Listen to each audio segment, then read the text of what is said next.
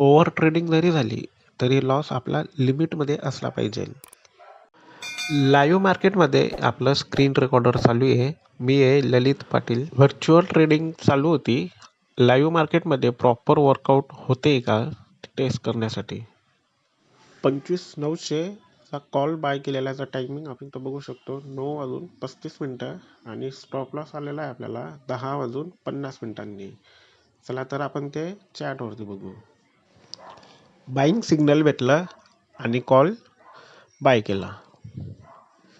पण बघू शकतो ह्या कॅन्डलवरती आपला रिव्हर्सल ट्रेड सुरू झाला आणि आपला स्टॉप लॉस इथे हिट झालेला आहे. म्हणूनच ऑप्शन चेनमध्ये ट्रेड करत असताना स्टॉप लॉस कधी पण लावणं गरजेचं आहे. का गरजेचं आहे तर ते ह्या कारणामुळे. चॅनलला सबस्क्राईब करायला विसरू नका आणि लाईक करायला पण विसरू नका, की अजून भरपूर असे नवीन नवीन व्हिडिओ आपल्याला बघायला भेटतील अल्गोर स्ट्रॅटेजीचे. 25,900चा कॉल कशा पद्धतीने ट्रेड करतोय आपण ते लाईव्ह बघू शकतो. तरी आपला एकदम लिमिटमध्ये लॉस झालेला आहे, कारण की 5 लॉट होते आपले. आज ही व्हर्च्युअल ट्रेडिंग का असो ना, पण ही ओव्हरच झालेली आहे. बघू शकता आता किती 8-9 ट्रेड घेतलेले आहेत.